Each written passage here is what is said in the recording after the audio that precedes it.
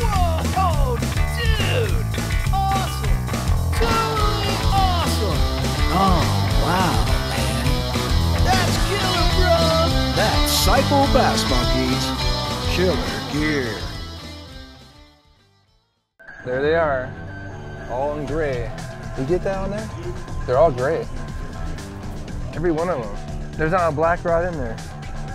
Let's see. These are the new Enigma rods called the Aaron's Edge. We got quite a few. There's 15 or so, but we're gonna have more. Probably end up with like 18 or 20 because I like to have specific oriented, rods that are specific for something, or you can use them for a lot of things. Like this 7.3 heavy, I always tell people it's got a little bit of a tip on it, but you can bounce. You can easily bounce a 10-pound. I won't say a bass, as you shouldn't do that, but you can bounce a 10-pound drum on that all day long, easily. So this is actually, you can take to saltwater fishing. But it has a nice sensitive tip where you can actually, like with the swimbait, you can feel the tail kicking it. So it's got a real nice tip on it, which is really important. You don't want a rod that's a broomstick.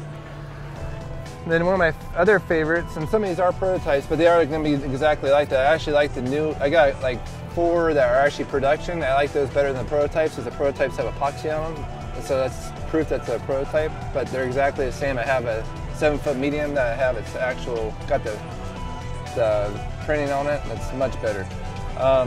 That threw the flap slap on this one. This rod's a really versatile rod. It's a 7-foot medium. You could throw, I don't want to say spinnerbait, crankbait, small worm, whatever. It's a good 7-foot medium. A little bit on the light side, which is what I like.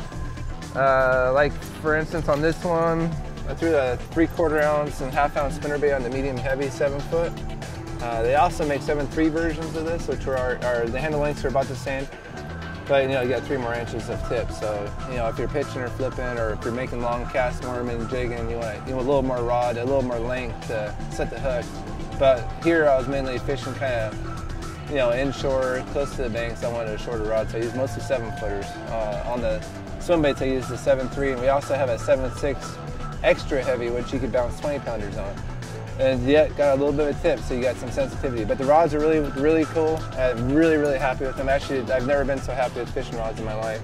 It's got the microwave guide, which is what makes this rod special. The blanks they're really high-end blanks. This is a blank that you can close in your rod box. I'm not gonna say do it, but it won't break. It's very strong and light. But that guide right there, what it does, it takes it from the reel, on the spinning reel to an end bait caster, it settles that line down to where when it hits that guide, it kind of funnels it through that, and it makes the line go from here out straight as an arrow. So instead of having any kind of like wobble in your line when you cast, for some reason, Doug Hannon was a genius.